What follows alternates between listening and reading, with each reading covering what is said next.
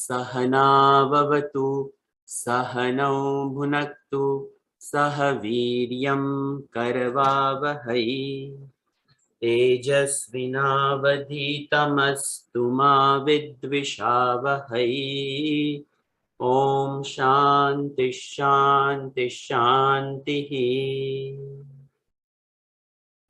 शङ्करं शङ्कराचार्यं केशवं बादरायणं सूत्रभाष्यकृतौ वन्दे भगवन्तौ पुनः पुनः।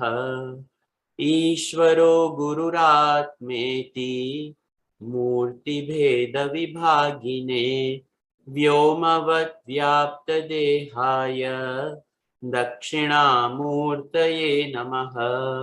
समस्तजनकल्याणे निरतं करुणामयं नमामि चिन्मयं देवं सद्गुरुं ब्रह्मविद्वरम्। वसुदेव वसुतं देवं कंसचाणूरमर्दनं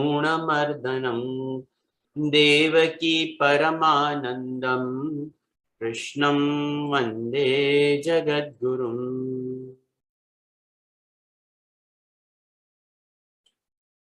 In this chapter 7 of Bhagavad Gita, Bhagavan Krishna introduces Jnanam and Vijnanam. In Jnanam, Bhagavan in a very simple way talks about this knowledge is knowledge of the absolute. And this knowledge of the absolute is the support of everything. And this support of all is ever in its absolute unmanifest. And from it, the world is projected. And the projected world is both in the unmanifest and in due time it manifests. We saw in last 2 lectures. In this third shloka, Bhagavan glorifies knowledge. That this knowledge of the self, that Om, which we see over here, that absolute self, it is very, very difficult to comprehend because it is very subtle and it ever remains subtle. And the only equipment of knowing is the gross intellect and the mind. But that gross intellect and mind has to be made subtle to perceive the higher. And thus Bhagavan says, Manushyanam sahastreshu kaschit yatati siddhaye. In hundreds and thousands of beings, sahasreshu, in thousands, Kaschid, one rare, comes to this platform of understanding this higher, coming towards the higher. And of the ones who have actually, mentally, intellectually tried to comprehend and come to accept that there is a divinity beyond, in the way in which the Vedas and the Gita talk about, of thousands of those, yatatam api siddhanam, kaschin mam veti tattvataha, rare and few come to know me in reality. So what do we take from this shloka? what we have to take from this shloka is the utmost importance that we should give in our life to divinize our mind and intellect. That's it. And that is called chitta shuddhi, purity of the inner equipment. We have arrived over here to rebuild our entire inner system. And our complex system is beyond the biology of it and the psychology of it. And if we get stuck either in the biology or in the psychology, we will not be able to go beyond. Biology is for that B, body, and psychology is for M and I. And this equipment, M and I, even though it is gross, meaning it is tangible, the intellect is tangible because I can measure the intellect's intelligence by measuring the quality and the texture of the thoughts that it entertains. So even that is known. Even the quality and texture of the emotions and the feelings is known of the mind. And if the mind and the intellect's qualities are known, who is the knower of that? What exists beyond this equipment? And that is what Bhagavan is saying, that is me tattvataha. In essence, it is me, the knower, which knows all beings. This much is what we are to get out of this shloka, that if we can, with our own effort, gather our own mind and intellect, heal our wounds of the past, of the present, accept them, deal with them, and dissolve them and move forward, we will be able to make stride in the spiritual realm. But if we have not fixed ourselves at the biological level or at the psychological level, spirituality is a tall order. So Bhagavan, in the first line of the third shloka, when he says, Kashchit yatati siddhaye, that siddhaye, the siddhi of the mind and the intellect is tattva jnanam, the ability to learn about the higher, which is not perceptible by the five senses. And later on, that siddhi translates into Kaschin mam veti. One comes to realize tattvataha, in essence. So the first line talks about jnanam, and the second line talks about vijnanam. And that is the title of this chapter, Jnana Vijnana Yoga. Knowledge has to be processed at the level of mind and intellect. And for that, necessarily we need a quiet mind, a healed mind. If the mind is injured due to some psychological wounds, it will not be able to take off in the journey of meditation. It is important for us to heal our entire system. Gurudev used to talk about this as the integration of the body, mind, intellect complex. The integration is the intelligent healing of the whole system. Nobody has a perfect life, but we have come over here to live this divine life, and we should treat it as such. And whatever has happened, it was to teach a lesson. That's all. That is all. Once the lesson is learned, we have to move on. And this is what this beautiful Bhagavan's, this Jnana, Vijnana Yoga is what starts from this shloka. And last class, I shared a poetry written by Harivamsharay Bachchan about a little droplet of water that leaves the skies.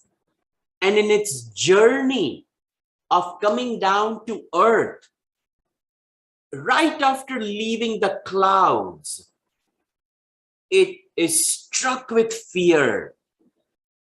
Oh my God, what is going to happen to me? Am I going to burn onto some open flames? Will I be taken away by wind and dispersed? What will happen to me? And as destiny would have it, that little droplet of water was ushered by the wind towards the seashore, and a beautiful seashell was open. It fell in it, the seashell closed, and it became a pearl. We all know that the pearl is made by a little grain of sand and not a little bund of water. But for the sake of this poetry, the little droplet of water nourishes the clam, and a beautiful pearl is born. In the same way, to leave the comforts of our own body, mind, and intellect, and to adhere to spiritual practices, to evolve, there will be some discomfort. There will be fear, and we have to rise above fear. That is why the distinction from knowledge to wisdom, from the first line of the third shloka to the second line of the third shloka, rare and few make this journey, because we have to face ourselves. And a lot of people have difficulties facing themselves in the seat of meditation. Spirituality will make us question. And the root of the questioning is, who am I? Who is this mind? Where did I come from? And the mind itself trembles. The mind itself generates fear because it realizes its death is near, because the mind has no reality by itself. And the mind fears that if this soul utilizes it to go higher and deeper, the unreal matter is going to crumble, including itself. And thus there is this inherent fear in all of us of death. The physical death of the body is going to happen to all. But the psychological death of the mind and the intellect happens in the spiritual awakening. And the soul realizes it is nearing its end. And thus, not a lot of people complete the spiritual journey. Rare and few, like Ramana Maharshi ji, who has the courage to face themselves, realizes, and then writes a poetry.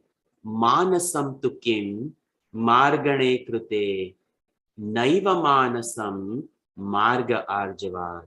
In his Upadesha Sar, Ramana Maharshi ji gives us pointers to meditate. And he says, take this pointer. Manasam tu kim, oh my mind, who are you? Where have you come from? Manasam tu kim, margane krute, on this path of spirituality, on this marg, thus we explore the reality of the mind. Naiva manasam, oh my mind, you have taken me as a host for births at a time. There is no reality of yours. Naiva manasam, marga arjava, that path is straightforward. Walk into the hallways of self-realization.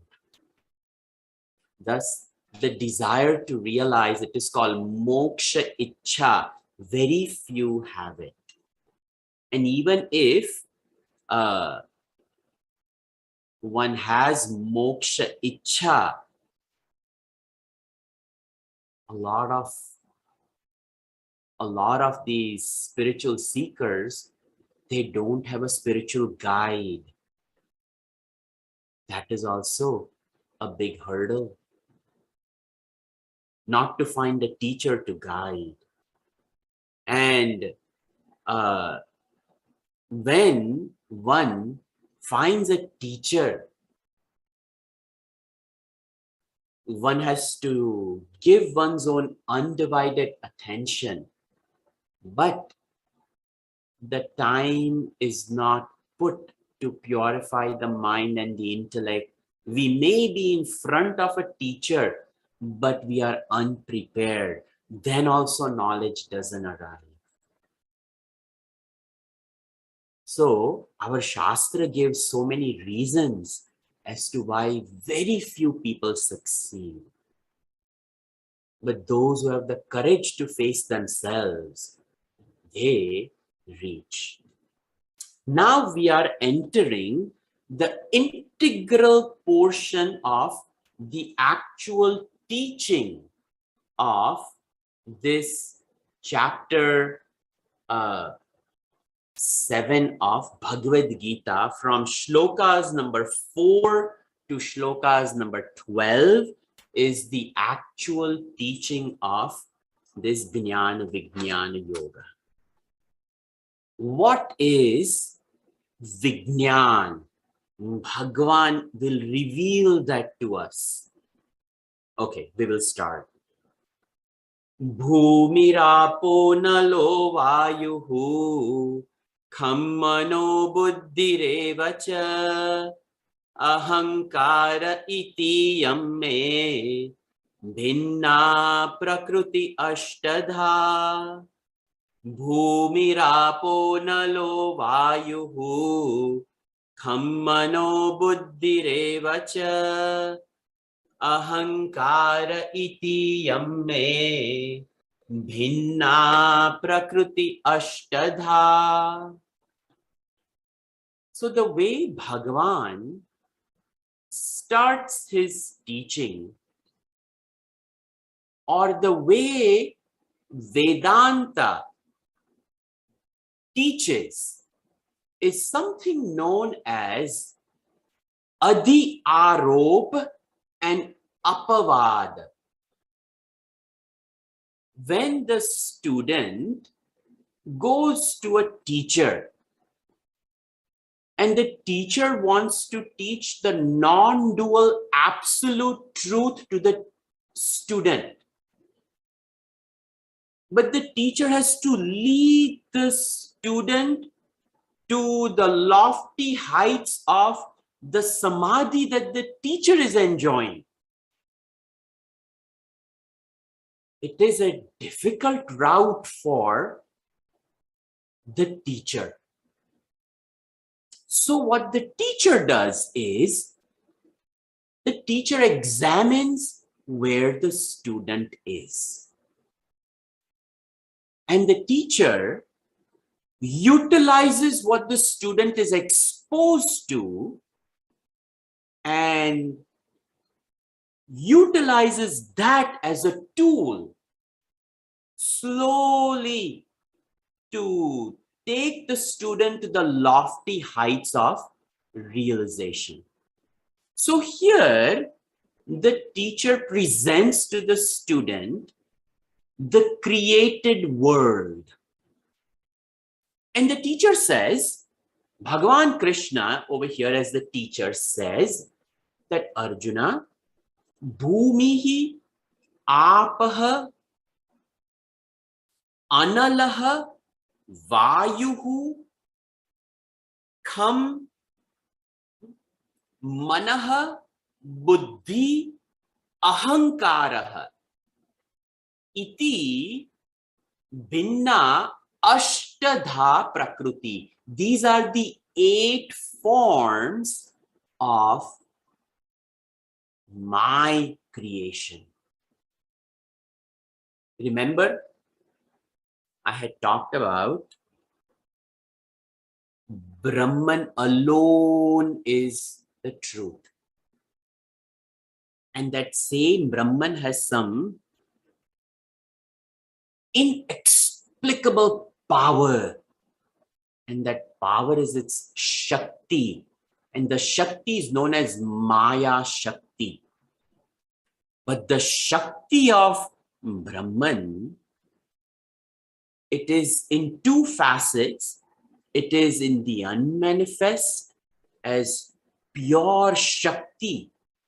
And when that Shakti is wrapped up in matter, it is called manifest. What science calls as matter and energy. So energy is the unmanifest form and matter is the manifest form. Energy which is locked in time and place, we call it matter.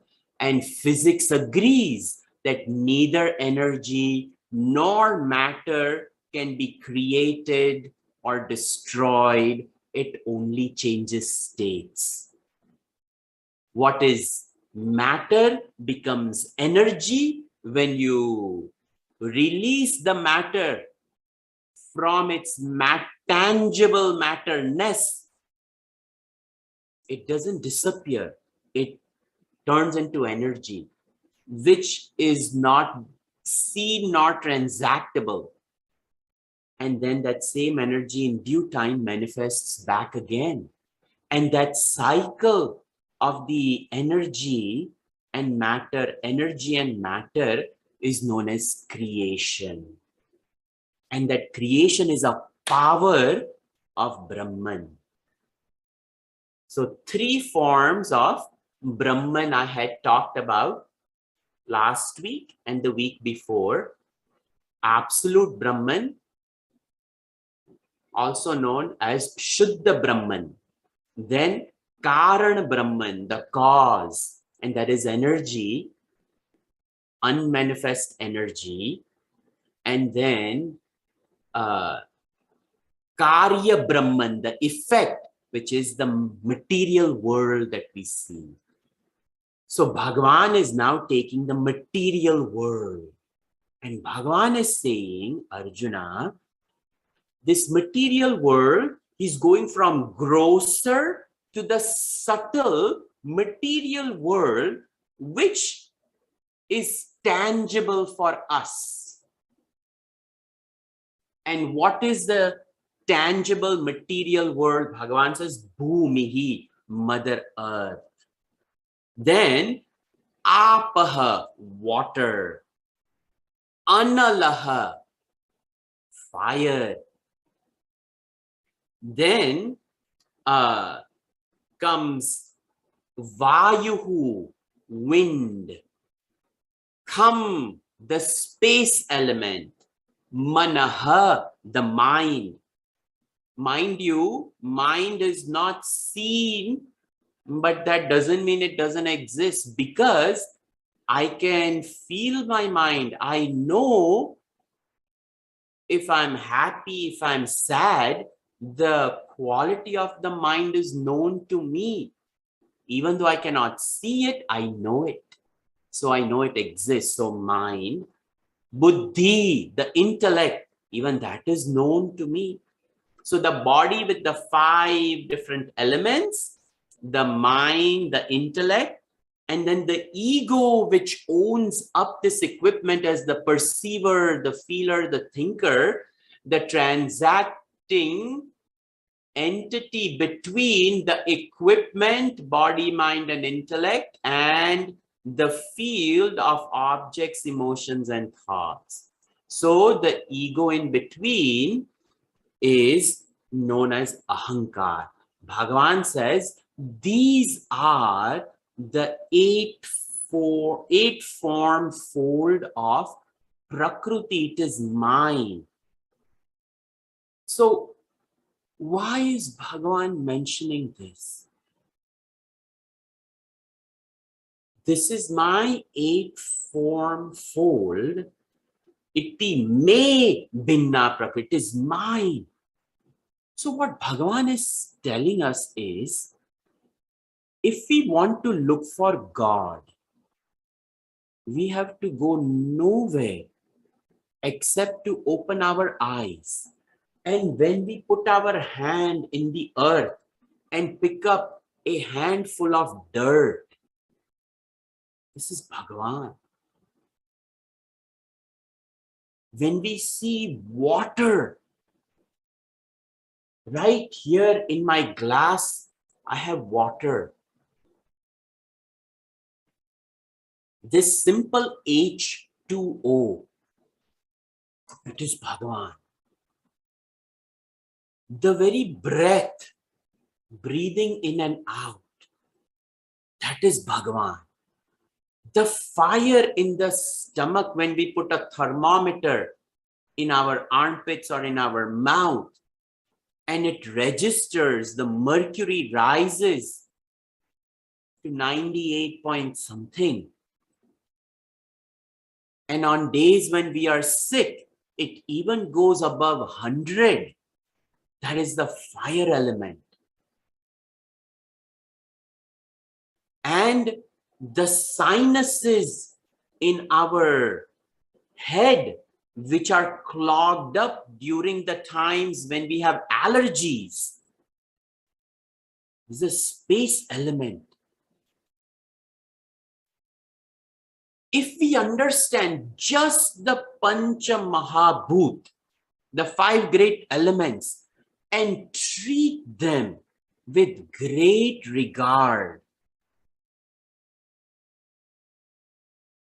we are on our journey to divinizing the mind and the intellect, making the equipment subtle.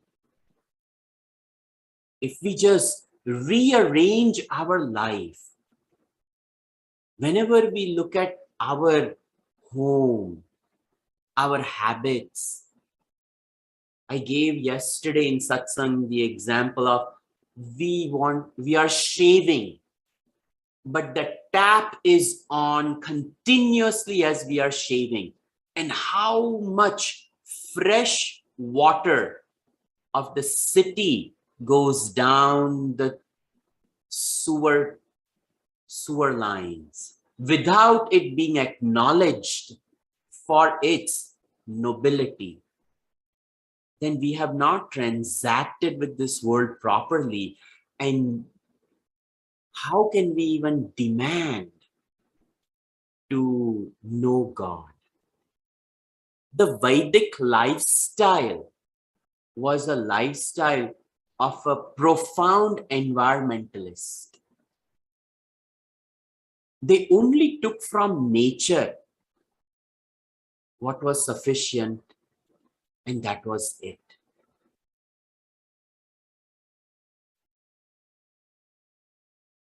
They didn't have pantries, refrigerators were not there.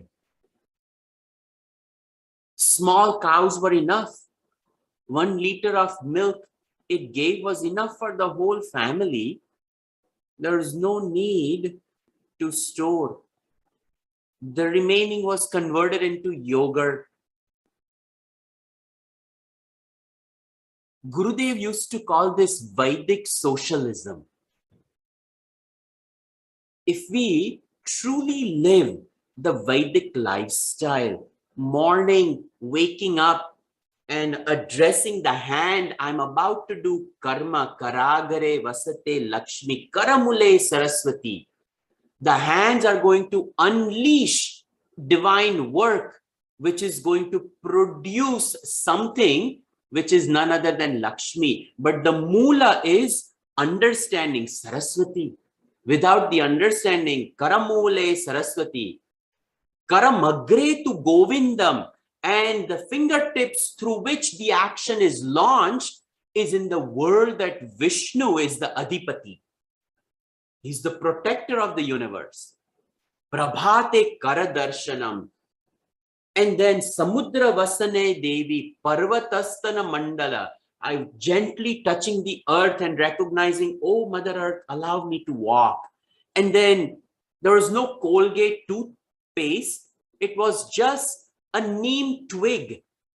And a shloka was uttered to the Vanaspati gods for cleansing the foul odor of the mouth. And then a journey was made to the river for taking bath. And there was no soap, shampoo. So along the banks of the river grew kusha grass. So kusha grass was taken and fine mud from the bottom of the river was taken, and that turned into cleansing by chanting Mrittika Suktam. It is a eulogy to the earth god. And then Durva Suktam, the eulogy to the grass, which creates a beautiful boundary between earth and water, so that the river doesn't transgress its boundary into the land, and the land also doesn't transgress its boundary into the water. And the two elements remain beautifully in a symbiotic relationship, which the grass provides the protection. And that divine grass was uttered, and a fresh thread was worn, made up of that same grass. That, oh, grass, you are capable of separating two natural elements. Will you not create a separation between my lower self and my higher self? Let me rise. So that higher was separated from the lower, and a symbolic thread was made from that same grass. A light was lit, and the fire element was invoked. And then along with that, some offering of fruits, incense, and bell to remind us that all five elements have given me this bhagya of life. Such was the Vedic lifestyle, where the Vedic soul was continuously in touch with this universe. It is not an accident that in Tamil Nadu we have the five great temples devoted to the five great elements, starting from Ekambareshwaram, Shri Tiruvannamalai, Shri Kalahasti, Chidambaram, Tiruvanikaval, all these great places of worship where an element is invoked in the lingam. It was to rise the mind to a higher form in living. And that cannot be done without the participation of mind, intellect, and ego. So they are also considered to be divine creation, part of the divine creation. Oh, my mind. So there was never an opportunity for that mind to trickle down into self-loathing and slipping into depression and such types of illnesses. That mind was kept elevated by regarding that, oh, mind, you are part of these five elements. You are born out of these five elements. How can you be anything less than that? So, mana and oh, divine intelligence, oh, intellect, you are the seat of the eternal wisdom. And that intellect and the ahankar, the privilege to associate with this equipment, this world, it indeed is a blessing to be alive. This type of thinking made the inner equipment rich with faith and devotion. In due time, that faith and devotion brought great amount of subtlety of the mind and intellect in terms of joy, contentment, happiness, and peace. And such a person went on the journey to look for the soul within. Thus, Bhagavan over here gives us wisdom in living, that if we have to look for Bhagavan, we can start right now. We don't have to wait for Nirvikalpaka Samadhi. With the mind that you and I have, the intellect that you and I possess today, and the ego that we all carry, we can utilize the same equipment, the same world, the same body, and divinize our thought pattern. This, Bhagavan Krishna says, is Vijnanam.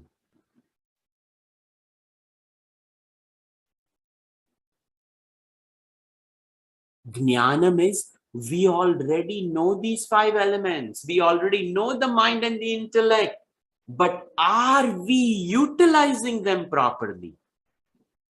Are we transacting with them properly?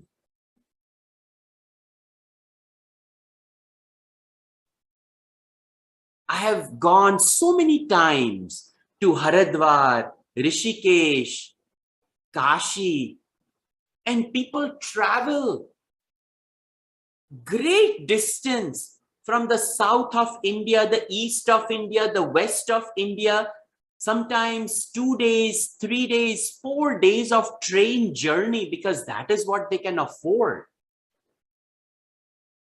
And that soul arrives in Kashi on the banks of this beautiful river Ganga.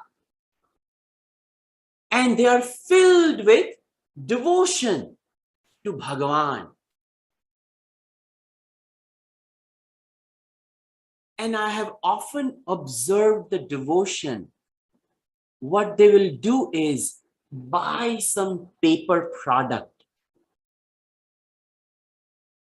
put a candle, throw various things inside that little paper boat, light the lamp, and that match which was used to strike and create that lamp, that blown out stick would be blown off the matchstick, thrown right over there, and in the name of devotion, it will be thrown into that same Ganga. Imagine if billion people did that. What would be the state of affairs of that poor river?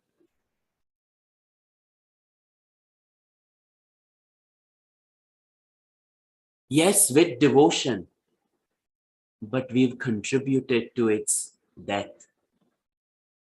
We've choked that poor river. I've gone to Kailash Mansarovar Yatra, and we arrive at a pristine lake at 16,000 feet, and Gauri Kund at 19,000 feet. With great difficulty, the human being reaches in a very thin atmosphere at the base of Shiva's asan, and they are compelled to leave their underwear in that lake, that I'm leaving something of mine for Bhagavan.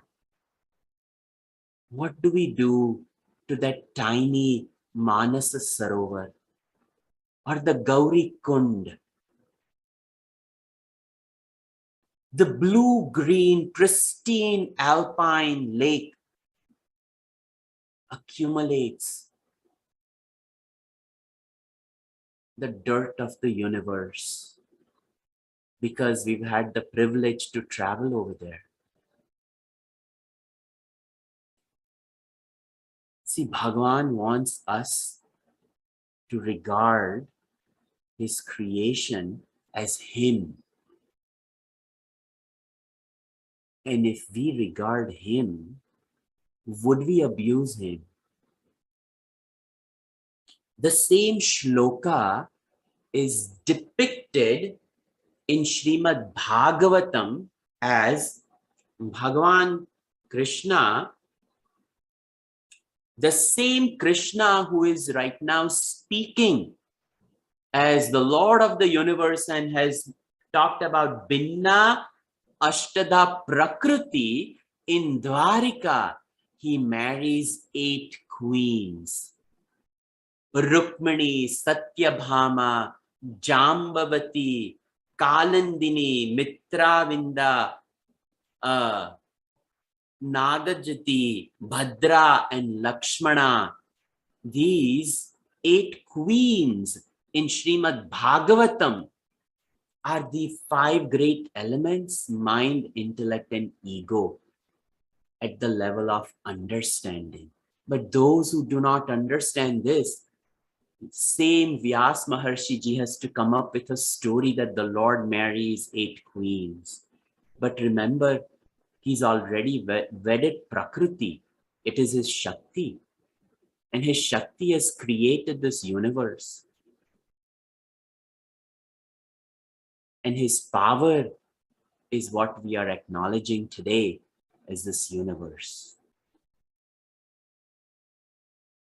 If this understanding comes in our living, and if we are transformed, we keep few clothes, we don't waste food, we don't waste water, we don't unnecessarily pollute the space element, we don't unnecessarily pollute the water, the air,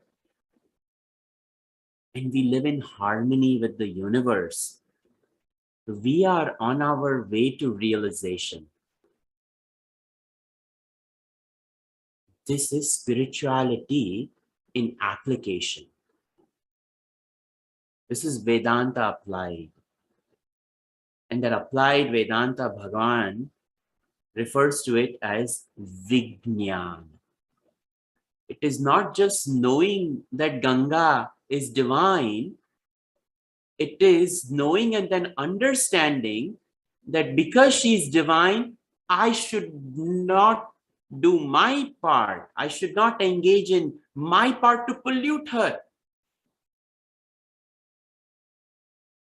I've seen in India, even shampoo and conditioners are available in tiny little plastic pouches. They go to Gangaji with the plastic pouch, open the plastic pouch, squeeze out the shampoo, clean the hair, rinse in that Gangaji. And where does the plastic pouch go? The same river that is cleaning us we have polluted it.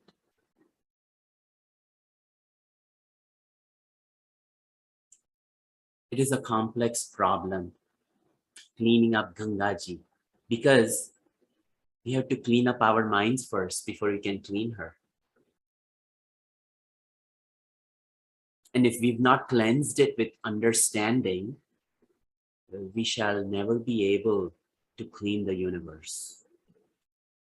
The same universe which is existing on the outside exists on the inside. Our inner thought process reflects on the outside. That is Vijnana. How do we treat another human being? How do we treat another being of this created world, may it be an ant, a scorpion, a cow, a dog, a cat, a coyote? This morning I saw a pack of coyotes. What am I going to do? Throw stones at them?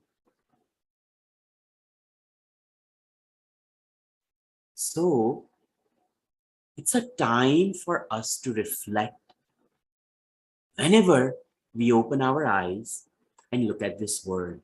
Because whenever we open our eyes and we are looking at this world, we are looking at Krishna.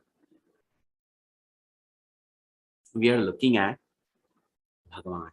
We don't have to go to Banff, the Big Bend, and see the glory of the river juxtaposed next to the rising tall canyon. If we've been to Big Bend, you can see the glory of the Rio Grande. She really is grand.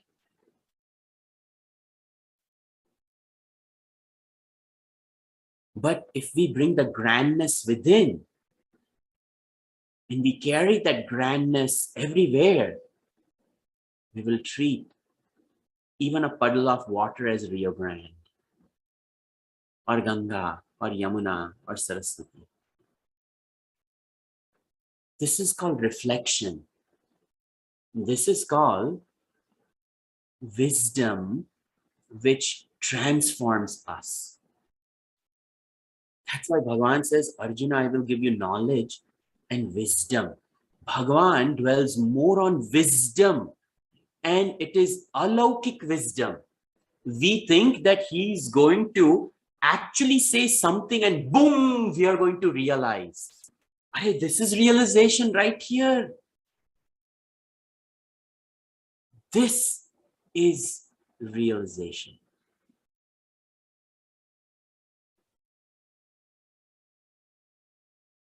This is the glory of Bhagavan. So beautiful, so beautiful. Continuing the next shloka, another masterpiece. Bhagavan says, Apareyamitasvam tvanyam prakrutim vidhi me param jiva bhutam mahabaho yayedam dharyate jagat apareyamitastvanyam prakrutim vidhi me param jiva bhutam mahabaho yayedam dharyate jagat. So now Bhagavan is saying, in shloka number 4, he presented the world of eightfold. And when I said that mind is transactable because I am capable of knowing the emotions and feelings of my own mind. It is known. It is known to me. When I said that intellect is capable of being transacted, meaning I am capable of measuring the quality and the quantity of my intelligence. The quality and the quantity of thoughts are known to me. So both mind and intellect and ego, if we are really objective, we know how much ego we carry. We all know that. We know when we have talked out of place, and we know when we have participated in uplifting someone. And that ego allows us to measure our conduct with the world. So the ego is known, the mind is known, the intellect is known. And obviously the five elements are known, but it is known to whom? So now Bhagavan explains in 5th shloka, Arjuna, there are two types of prakriti. One is a lower prakriti and the other one is a higher prakriti. And Bhagavan says, Apara iyam itaha. All of these which I have mentioned, the five elements, mind, intellect, and ego, Apara, they are inferior, they are lower, Arjuna. They are lower form of energy, lower form of prakriti. Viddhi me param, but understand my higher prakriti. Param me param, my higher prakriti, jiva bhutam. It is comprised of the essence of life. It is comprising of living beings. He Mahabaho Yaya Idam Jagad Dharyate. In a very subtle form, I extend my being to uphold the universe. And this is where the chart that I had used is important. The lower prakriti is insentient. The lower prakriti has qualities. The lower prakriti is smitten with modifications. The lower prakriti has parts in it. It is divisible. The lower prakriti, it is mithya. Very important. It has borrowed existence. It is not eternal. Its existence, because there is an arrival and a departure, the arrival and departure happens on a constant substratum which never arrives and never departs. It always is. And the higher is sentient, it is consciousness, it is nirguna, and because it is nirguna, qualityless, it gives birth to all qualities. The tongue itself is tasteless, but it gives rise to all tastes. The ear is devoid of sound, but it gives birth to understanding of all sound. The visible light is colorless, but within it is a spectrum of color. When we allow the sunlight to pass through a prism, we see the visible spectrum. The colorless light gives birth to color. The tasteless tongue gives birth to the taste. In the same way, the quality-less Brahman gives birth to all qualities.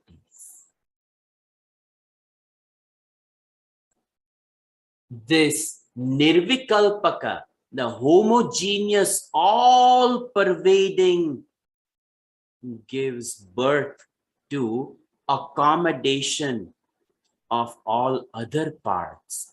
It itself has no parts, but it accommodates other parts. It itself is absolute existence called Satyam, and whatever borrows its existence is called Mithya, and thus now Bhagavan brings this, that Arjuna, in what you are seeing, understand what you are not seeing. What you are not seeing is my presence, whichever is.